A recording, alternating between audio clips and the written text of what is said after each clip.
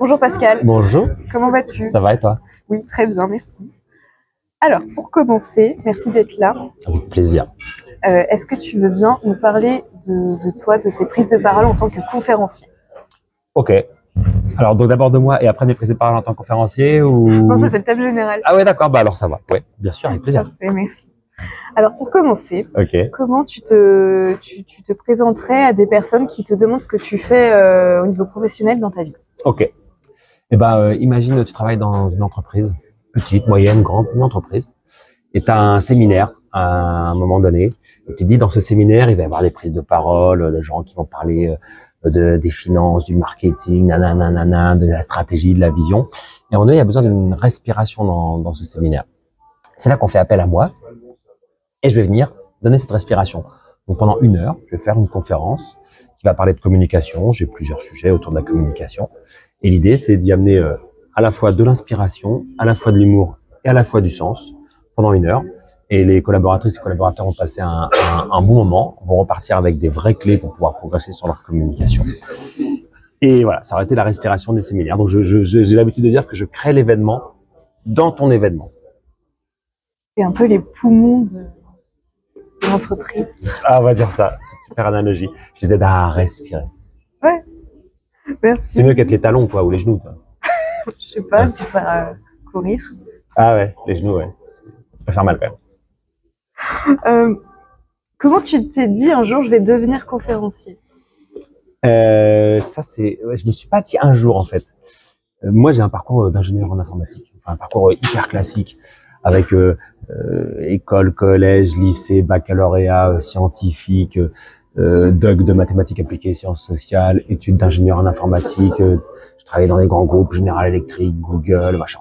Vraiment le parcours très classique, sérieux, tout ça. Mais avec, en parallèle, toujours du spectacle. Depuis que je suis enfant, à l'école du spectacle, au collège du spectacle, au lycée du spectacle, pendant mes études du spectacle. Toujours du spectacle. Et vraiment, c'est deux choses qui me prenaient beaucoup de temps, à la fois le métier et le spectacle. Et donc, à un moment donné, fin 2009, début 2010, j'avais 33 ans et j'ai décidé d'arrêter l'informatique. Je me suis dit, soit je continue jusqu'à 60, je sais pas combien, 67 ans, et puis je vais pas aimer ce que je fais, quoi. Soit je fais la rupture maintenant, et voilà.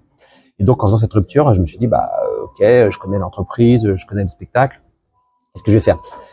Et donc, j'ai commencé à faire des accompagnements sur la prise de parole en public, avec des formations, des coachings individuels sur la prise de parole. Et après, j'ai découvert ce métier de conférencier en regardant un peu sur le web, tout ça, et en allant dans une association de conférenciers professionnels. J'ai vu que ça existait, je me suis dit, ah, ça peut être pour moi. Parce que il y a vraiment l'essence même du spectacle et du sens, et ce sont vraiment les deux choses que j'aime faire et que je sais faire. Donc, dans cette association, j'ai évolué, j'ai rencontré du monde, je me suis formé, j'ai compris comment ça marchait, j'ai fréquenté des personnes qui le faisaient depuis un moment. Et donc, j'ai pu développer ma première conférence.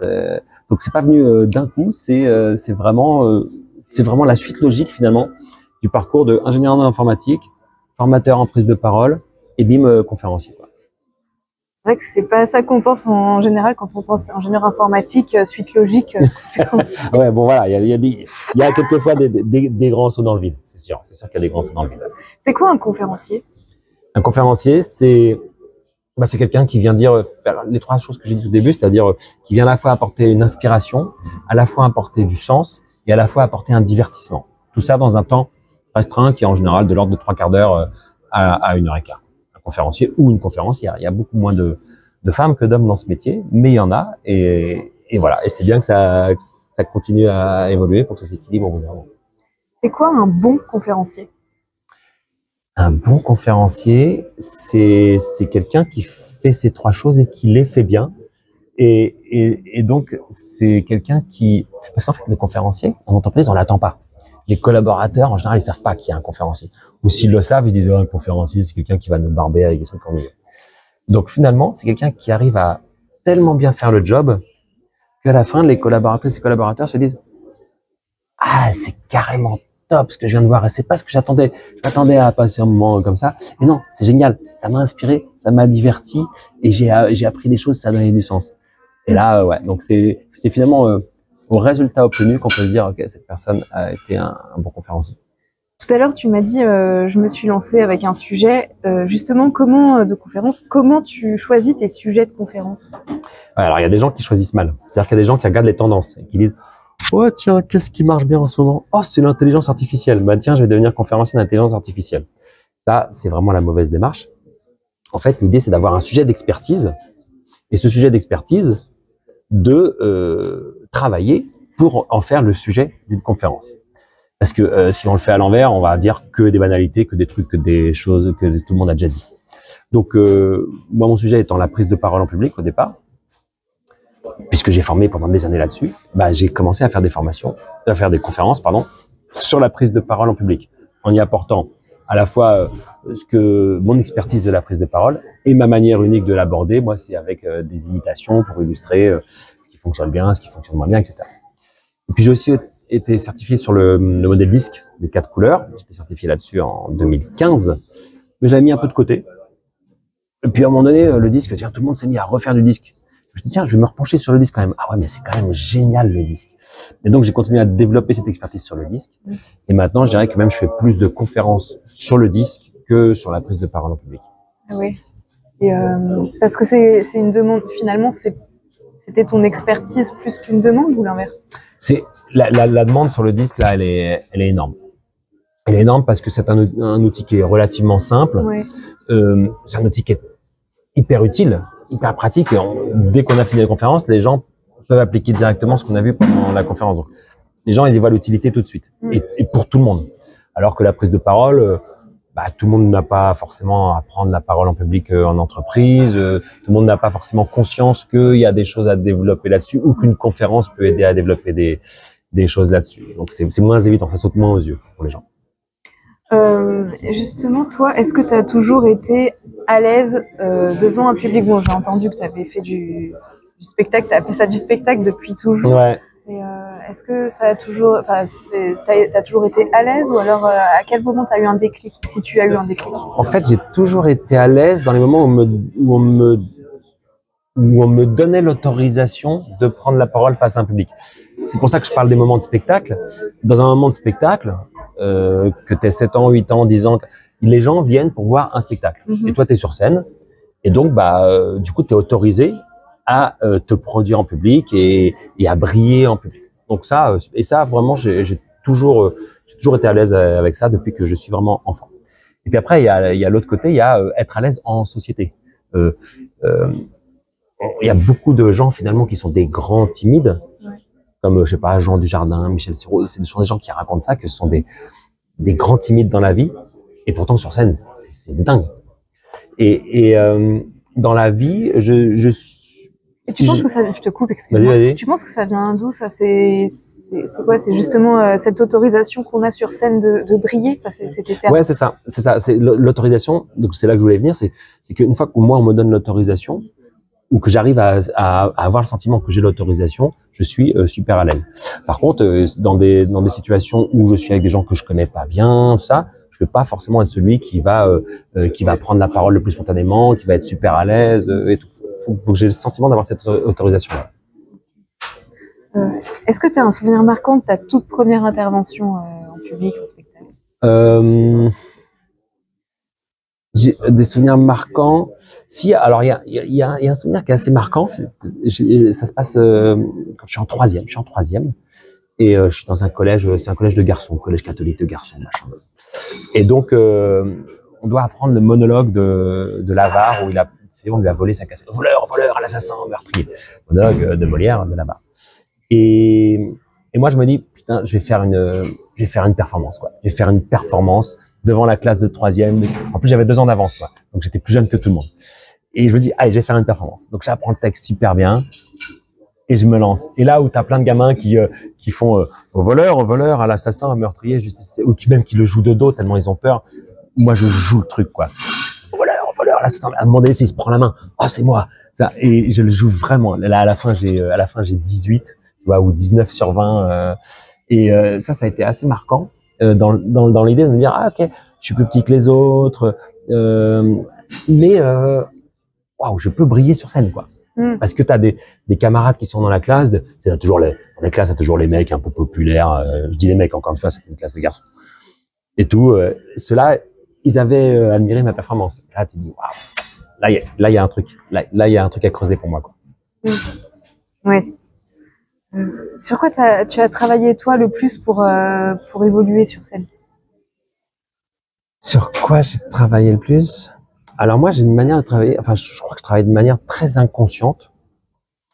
C'est-à-dire que comme je suis sur scène depuis que je suis enfant, j'ai progressé, évidemment. Heureusement, j'ai progressé. Mais j'ai du mal à répondre à cette question, à conscientiser en disant, ah, bah, j'ai travaillé, il y a des enfin, par exemple, j'ai travaillé avec une prof de chant, j'ai travaillé sur le chant et sur la voix. Et je sais que ce sont des choses qui m'aident sur scène à faire des variations dans la voix, tout ça. Et qu'est-ce qui t'a fait dire un jour, ah, il faut que je travaille ma voix? Alors, moi, comme je suis imitateur aussi, depuis que je suis gamin, je fais des imitations. À un moment donné, je me suis dit, j'aimerais bien mieux imiter les chanteurs. Et notamment, plus monter dans les aigus. J'avais des chanteurs que j'arrivais pas à imiter parce qu'ils montaient trop haut pour moi. Je me suis dit, tiens, bah allez, je vais travailler ça. Donc j'ai pris des cours de chant, mais j'avais 30 ans, plus de 30 ans quand j'ai pris des cours de chant. Okay. Voilà. Et après, il y a aussi l'improvisation théâtrale qui m'a appris pas mal de choses. J'ai commencé l'impro quand j'avais 20 ans, j'étais étudiant. Donc l'improvisation en tant que spectacle, tu sais, il y a le concept du match d'improvisation qui vient du Québec, qui est vraiment un truc avec de la musique et tout machin. Et donc j'ai découvert ça quand j'avais 20 ans et l'improvisation m'a aidé à gagner confiance en moi, à gagner en spontanéité, à oser faire des choses, à oser sortir du cadre. Ça m'a beaucoup aidé là-dessus aussi. C'est quoi le cadre? Bah tu sais, alors moi en tant qu'ancien ingénieur en informatique, tu vois. Mais en fait, je vois dans toutes les entreprises, le cadre, c'est, on est dans une salle de réunion, il y a 8 personnes, on a fait un PowerPoint parce qu'on pense que la presse, c'est le PowerPoint. Et donc, on a son PowerPoint et on l'affiche. Et comme il est affiché là, on se met sur le côté et on montre son PowerPoint en faisant un peu Miss Météo, tu vois. Et les gens sont là et ils s'ennuient et tout le monde s'ennuie. Et c'est fini. Et c'est ça, le cadre qu'on voit la plupart du temps en entreprise. Et donc, sortir de cadre, et c'est ce que j'essaie de transmettre quand je fais des conférences sur la prise de parole, c'est s'autoriser à faire différemment. Par exemple, à certains moments, à ne pas avoir de PowerPoint. Oh, des gens, ils sont là, ouais. Quoi? Et qu'est-ce qui remplace le PowerPoint alors? Ben, en fait, c'est même pas qu'est-ce qui remplace le PowerPoint, c'est que on devrait pouvoir faire n'importe quelle prise de parole sans PowerPoint. Et le PowerPoint, c'est un plus qui ajoute du visuel à notre prise de parole, mais finalement, le plus important, c'est même pas ce qui remplace le PowerPoint, c'est le plus important dans une prise de parole, c'est d'abord le public, mais après, c'est nous en tant qu'oratrice, en tant qu'orateur. Le PowerPoint, c'est un plus. Donc, c'est une phrase que j'aime bien dire, c'est ne laisse jamais PowerPoint prendre ta place. Ça me va. Ouais, ça te va, hein. Ça me va. Moi, PowerPoint, je déteste. Mais oui, mais non, ça peut être super bien PowerPoint, mais il faut savoir l'utiliser. C'est comme un marteau. Un marteau, ça peut être super bien pour enfoncer un clou, et ça fait le boulot. Mais tu peux aussi massacrer quelqu'un avec un marteau. On va un peu rude cette analogie quand même. Violent, Pascal. Est-ce que ça t'arrive à toi de louper des prestations? Écoute, ça m'arrive d'en faire des moins bien, ouais. Mais comme je travaille beaucoup en amont, et j'ai pas une âme de perfectionniste, mais en tout cas, je suis exigeant avec moi-même. Donc, franchement, je saurais pas dire la dernière fois que j'ai raté une prise de parole. Et que tu t'es trouvé moins bien? Ouais, ça arrive. Alors parfois c'est une question de rencontre avec le public qui se fait un peu moins bien, ou de sentiment qui est souvent faux d'ailleurs. Des fois, il y a des publics qui sont pas très expressifs. Tu te dis ils s'ennuient, ça leur plaît pas et tout. Juste ils osent pas parce que ils ont leurs collègues autour, ils ont leur chef, tout le monde s'observe. Parce qu'ils sont ingénieurs. Ouais, peut-être. Ça dépend de plein de choses. En fait, il y a plein de paramètres qui font que les gens vont pas être forcément très expressifs. Et puis à la fin, ils te disent non, c'était génial et tout. Et puis moi, il y a aussi les moments où des fois, je me dis tiens, là j'avais un trait d'humour qui était super efficace, qu'il fallait dire comme ça. Et là, je l'ai pas dit comme il fallait. Il faut que je le retravaille pour que ce soit dit mieux, pour que ça ait plus d'impact. Donc ça va être plutôt certains petits moments, mais sur les prestations globales, en général, je ressors en me disant ok, j'ai fait le job. Et sur le moment, justement, quand tu es sur scène et tu sens que ça prend un peu moins bien, tu as l'impression que ça prend un peu moins bien avec le public, comment tu gères? Alors, je continue et j'essaye d'établir de la connexion. Moi, ce que je fais beaucoup dans mes conférences, c'est que je crée des interactions. Je pose des questions aux gens. Et je sais que si je commence à impliquer les gens, et encore une fois, on tombe un peu sur une notion d'autorisation, si j'implique les gens, je les autorise à prendre part à ma conférence, je les autorise à être participatifs, à ne pas juste être spectateurs, mais à aussi participer. Et donc à être actifs dans la conférence. Donc moi, c'est par l'interaction que je vais essayer de travailler ce lien, cette connexion avec l'auditoire. C'était l'objet de ma prochaine question. C'est quoi ton rapport avec le public? C'est un rapport amoureux. Non, je plaisante, c'est pas du tout ça. Le rapport avec le public. Déjà, il n'y a pas le public, il y a les publics. Le public est différent à chaque fois. Et le rapport avec le public, c'est d'abord d'établir une connexion. Et moi, j'essaie d'établir un vrai rapport de complicité avec le public. Voilà, que le public, il se sente, encore une fois, pas juste spectateur devant un mec qui parle, mais qui se sente impliqué et complice de ce que je viens faire, et que finalement, moi je vois ça un peu comme le tennis, finalement, la prise de parole. C'est un échange. C'est pas juste, je tape pas juste contre un mur, poum poum poum, c'est que je suis avec un auditoire, et même si l'auditoire parle moins que moi, il y a quand même cette notion d'échange. Je lui envoie des choses, je vois ce que lui il me renvoie, et je lui renvoie. Et, je vais le mettre un petit peu en difficulté, je vais lui faire un petit revers coupé le long de la ligne, un peu profond, un peu en difficulté, mais pas trop non plus, pour qu'il le rattrape et qu'il se sente heureux d'avoir progressé. Et bim, je sais pas si l'analogie du tennis te parle ou pas, mais enfin voilà. Si, enfin, un petit peu. D'accord. Qu'est-ce qui fait, à ton avis, que tu peux jouer au tennis avec le public? Comment tu fais passer tes messages? Comment tu sais que ton message passe bien? Comment est-ce que je sais que mon message passe bien? Je le sais. Alors, je le sais souvent grâce aux échanges d'après la conférence. Parce que pour moi, considérer que la conférence, c'est juste le moment, ce serait dommage, quoi. C'est-à-dire qu'il y a aussi l'avant. Avant, moi, je regarde un peu le public. Des fois, il se peut aussi que je puisse parler à des gens avant ça.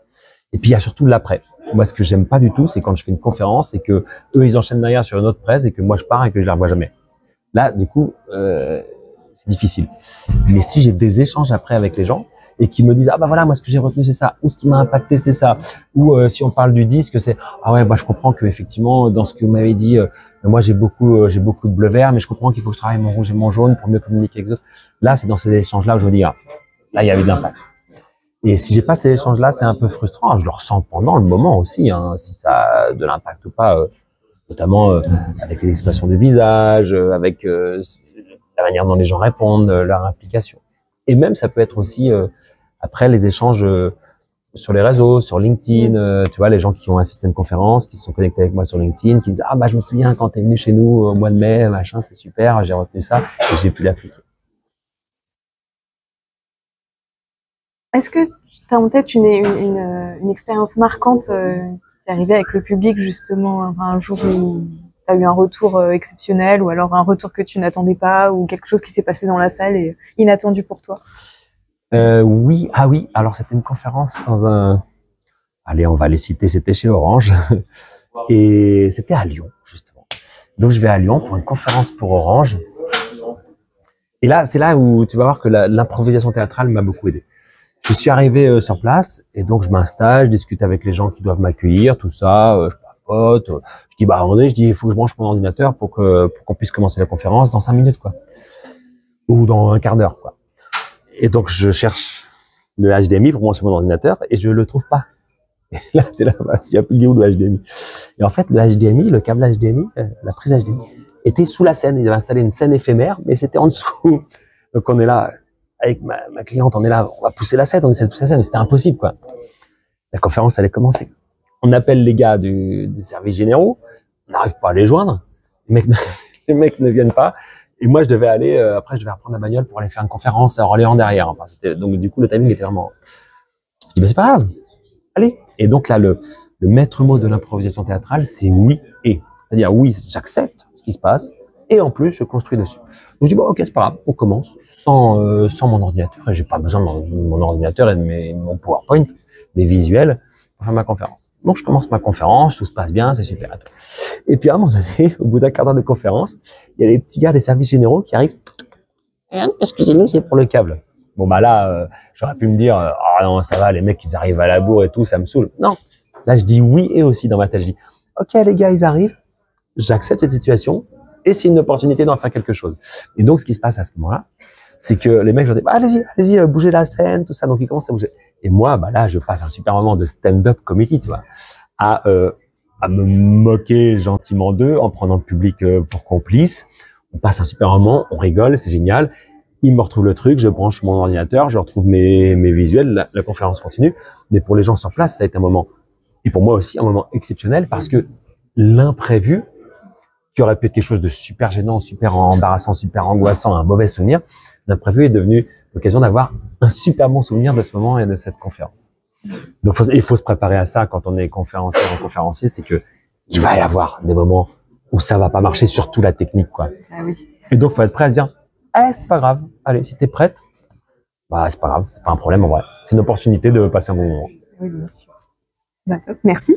Bah, je t'en prie. Allez, question plus concrète de conseils.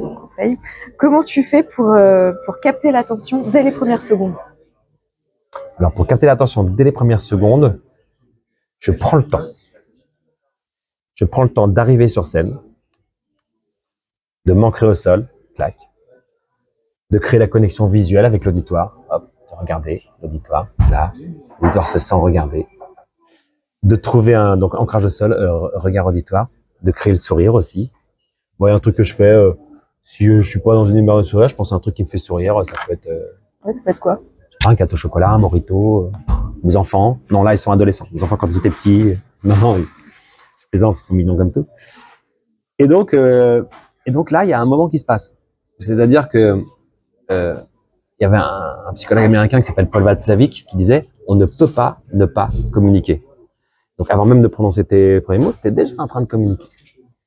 Et donc, prendre le temps, c'est quelque chose qui est pas facile pour tout le monde. Tu sais, il y a des gens, ils arrivent et ils disent je suis sur scène, faut que je parle parce qu'on aime bien parler en France. C'est le truc, il faut dire des mots, quoi. Donc on arrive et puis on commence à parler alors que le public est pas prêt à nous entendre, alors qu'on n'est pas installé, alors qu'on n'a pas créé la connexion et ça marche pas. Donc prendre le temps, c'est la première chose, de créer ces trois choses, sourire, ancrage, regard. Et la deuxième chose, avoir un début qui déchire, quoi. C'est quoi un début qui déchire, quoi? Bah, je peux te dire ce que c'est pas déjà, quoi.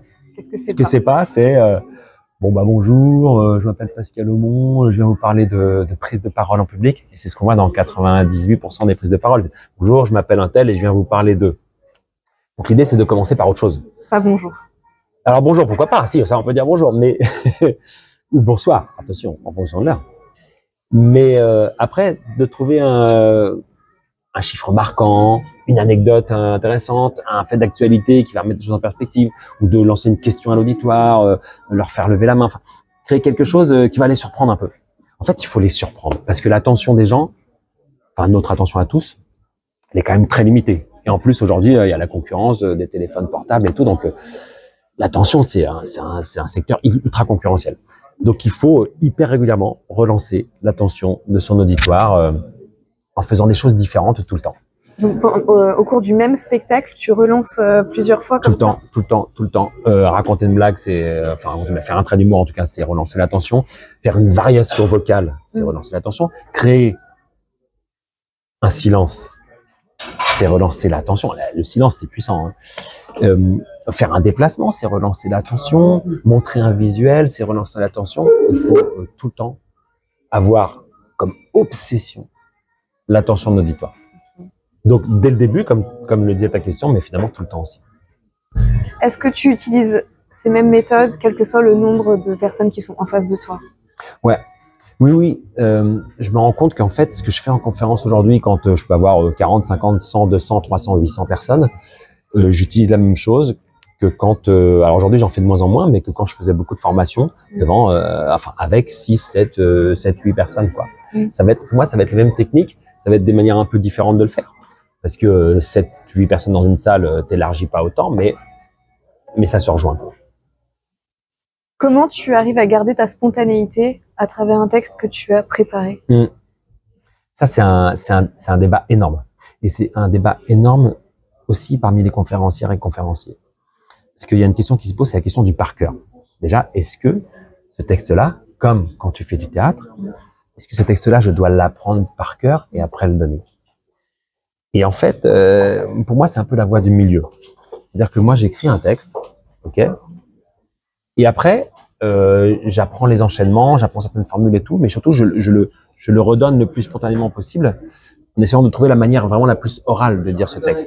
Et au bout d'un moment, au bout de plusieurs fois, il va finir par être figé et je vais finir par le dire un peu toujours avec les mêmes mots en tout cas.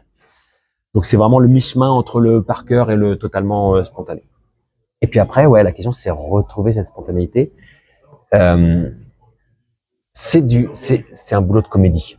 C'est un boulot de comédien en fait, d'être conférencier, parce qu'il y a des gens qui vont donner comme conseil, tu prends la parole, bah écoute, sois naturel.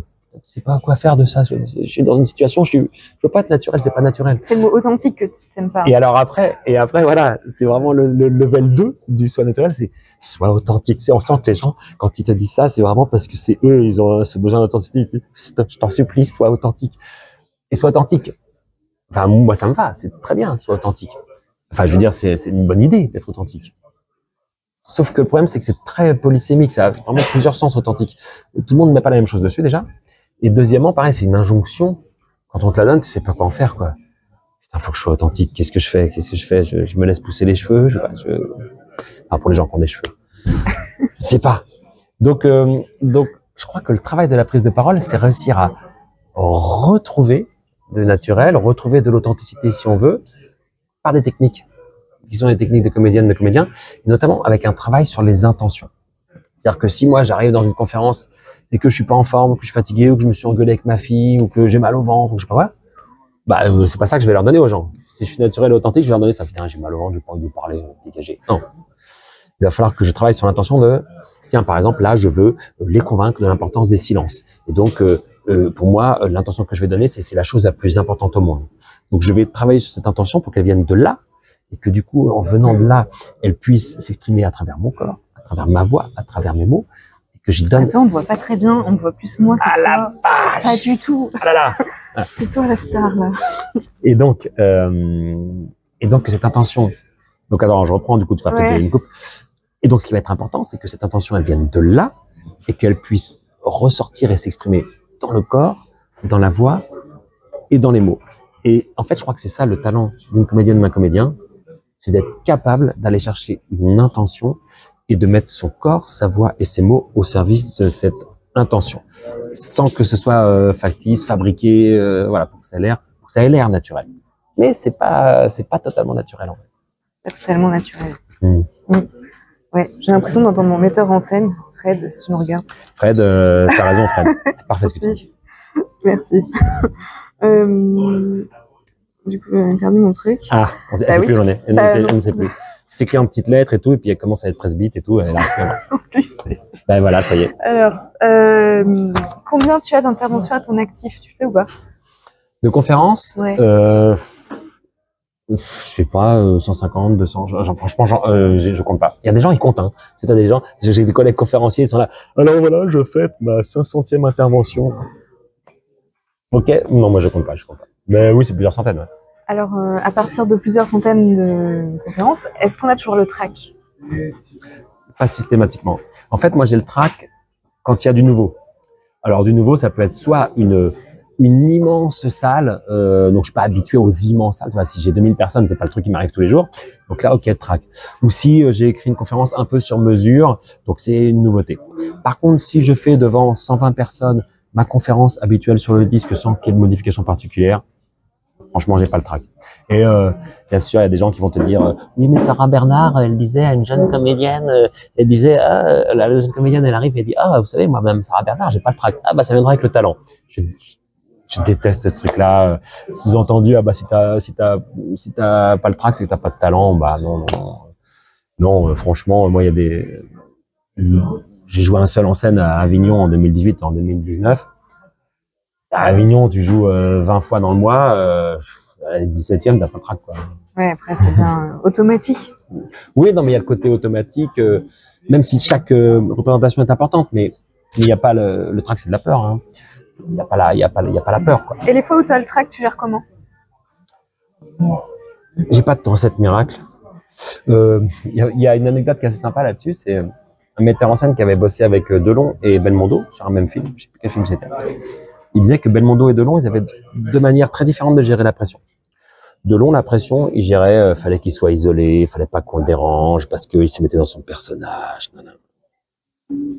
Et Belmondo, lui, plutôt, fallait qu'il plaisante un peu avec les gens, tu vois, qu'il rigole, qu'il taquine, tout ça. C'était sa manière à lui de gérer la pression. Et moi, des fois, quand je raconte cette anecdote dans une conférence, je pose la question, vous êtes plutôt Delon ou plutôt Belmondo? Et t'as la moitié des gens qui sont plutôt Delon, l'autre moitié qui sont plutôt Belmondo. Et finalement, moi, je suis plutôt Belmondo dans ma gestion du track, pas dans ma manière de gérer les descentes d'hélicoptère. Et donc, du coup, moi, je fais le gérer plutôt en créant des interactions, en rigolant, en allant voir les gens et en me déstressant comme ça. Mais c'est pas universel, en fait. Une question me vient en t'écoutant comme ça. Elle est où la part de Pascal Aumont quand tu fais des imitations comme ça? Ah ouais, quand je fais une imitation, elle est vraiment réussie si on oublie Pascal Aumont. Donc une imitation vraiment réussie, il y a 0% de Pascal Aumont. Il y a juste ma tête, quoi. Donc ouais, l'imitation c'est un genre à part, c'est un genre particulier. Ouais.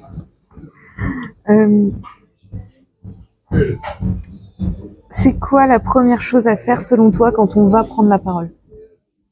Tu veux dire en amont, genre 3 mois avant ou ouais, oui, pour préparer une... quand on sait qu'on va devoir prendre la parole, peu importe si c'est 3 mois ou 3 jours, mais qu'est-ce qu'il faut faire? Dans la préparation, en tout cas. Pour moi, il faut être dans un mode brainstorming et lâcher un maximum d'idées sur le sujet, sans se censurer. C'est-à-dire que si je dois faire une prise de parole et je dois parler de la préservation de la faune, et si je me dis, tiens, putain, je mettrais bien un ours sur scène, eh ben, je l'écris, allez, un ours sur scène. Une fois que j'ai tout ça... Tu fais un brainstorming tout seul ou... Ouais, tout seul ou non, je peux en discuter. Moi, je brainstorm aussi avec mon épouse, parce que c'est mon interlocutrice préférée, on va dire, quoi, ou avec mes enfants. Et donc, je peux en discuter aussi avec eux. Et l'ours, c'est une idée de toi ou de ta femme? L'ours, là, c'est vraiment venu spontanément. Là. Et donc, une fois que j'ai listé tout ça, après, je me rends compte, je me dis, ah ouais, mais en fait, ça se rassemble dans une idée. Ça se rassemble dans une autre idée. Ça, dans une autre idée. Ok, on va rassembler ça comme ça. Ah ouais, et en fait, finalement, cette idée-là, c'est la première. Ça, c'est la deuxième. Ça, c'est la troisième. Donc, bon, ça permet déjà d'avoir une structure. Après, comment je commence, comment je termine. Et puis après, est-ce que je vais avoir des visuels? Est-ce que je vais utiliser un PowerPoint, des diapos pour pouvoir soutenir visuellement mon discours oral ou pas? Ou à un certain moment oui, ou à un certain moment non. Et souvent les gens font à l'envers d'ailleurs. En entreprise, les gens font à l'envers. Hein. Ils disent, j'ai une prise de parole, j'ouvre PowerPoint, je crée mes slides. Et du coup, c'est pas structuré. Et du coup, le PowerPoint est plus important. Ouais, la structure vient en dernier finalement. Ouais, enfin, la structure vient pas en dernier, le PowerPoint vient en dernier finalement. Mais le brainstorming, en tout cas, le lâchage d'idées sans se censurer, pour moi, c'est ça qui est important d'avoir en premier. Et puis après, de se dire, ouais, aussi, tiens, qu'est-ce que je vais utiliser comme anecdote, comme chiffre, pour illustrer tout ce que j'ai à dire. En fait, c'est long. C'est long. C'est pour ça que 3 jours avant, c'est pas assez. Pour, enfin, évidemment, la nana qui doit présenter un bilan financier en entreprise, elle peut s'y prendre 3 jours avant, c'est pareil. Mais pour toi, le temps idéal, c'est combien pour une belle prise de parole en public, hors bilan financier, je veux dire? Je suis désolé, ça dépend vraiment des gens. Enfin, pour moi, en tout cas. Oui, pour moi, moi, j'ai besoin d'avoir un bon mois, au moins un bon mois où, parce que c'est mon métier. Donc, les gens ont une exigence haute de la performance que je vais livrer. J'ai besoin d'avoir, si on me dit, tiens, t'as une nouvelle conférence à faire sur un sujet que je connais déjà, hein, je veux dire, il va me falloir un bon mois où je vais vraiment beaucoup travailler pour structurer et répéter aussi, bien sûr. La répétition. Bon, c'est ça qui vient en dernier, c'est répéter pour être prêt le jour J, puis avoir à se poser de questions sur son contenu. Et donc la seule question que tu te poses quand tu es sur scène, sens large, c'est mais comment je vais pouvoir transmettre le mieux possible ça à mon auditoire dans cet instant. Je connais mon contenu, c'est bon. Maintenant, ce qui m'intéresse, c'est la connexion à l'autre. Tu t'adaptes à l'auditoire? Oui. Dans l'écriture de ce que tu produis? En fait, oui et non. Pas vraiment, parce que finalement mes conférences elles sont assez, sont pas figées, mais voilà, il y a des modules, des parties qui finalement sont un peu toujours les mêmes. Je vais m'adapter dans l'instant T, peut-être Par exemple, si j'ai un public jeune, je vais dire, bon, bah, je vais pas leur faire une imitation de Fabrice Lucchini. Parce que ça leur parlera pas. Ou Jean-Pierre Bacry. Par exemple, j'ai fait une conférence pour des gens d'une école à Bordeaux, des gamins, enfin, des gens de 20 ans, quoi. Et du coup, je me suis dit, oh, putain, va falloir que je bosse donc j'ai été chercher une imitation de Paul Mirabel, Squeezie, tu vois, enfin, des gens qui vont leur parler. Donc oui, dans ce sens-là, ouais, faut que je m'adapte. Quel serait ton premier conseil pour une personne qui n'a pas l'habitude de prendre la parole et qui va devoir prendre la parole? Quelqu'un que l'on dit non charismatique, tu vois. Mais je dirais, ne perds pas ton temps. Enfin, utilise bien ton temps. Utilise bien ton temps et donc consacre une grande partie et plus que ce que tu crois à répéter. Parce que c'est parce que tu vas pratiquer, que tu vas répéter avant dans des situations les plus proches possibles de la vraie situation. Donc, idéalement, même avec des gens, c'est parce que tu vas faire ça que tu vas pouvoir gérer au mieux ton trac pour pas qu'il soit paralysant. Et puis, c'est comme ça que ça va être le plus fluide possible. Parce que, pareil, de la même manière, des fois, les gens, ils répètent et ils disent, bon, je vais répéter, je vais retravailler, je vais pratiquer. Ils regardent leur slide, encore une fois, ils regardent le contenu de leur slide. Sauf qu'ils ont jamais pris le temps, jamais pris la peine de le faire en situation réelle, quoi. Donc, tu préconises quoi, le miroir? Non, miroir, non, parce que si tu te vois, tu te regardes, tu vois, t'es là. Ah bon, bref. Désolé d'avoir infligé ça à nos spectateurs. Et non, la caméra, par contre. Ouais. Tu te filmes et tu te regardes derrière. Alors, c'est difficile, hein. C'est difficile de se voir. Des gens ne supportent pas de se voir, mais ça renseigne quand même bien, quoi. Et puis le regard extérieur d'autres gens, quoi. Oui. De gens qu'on connaît bien.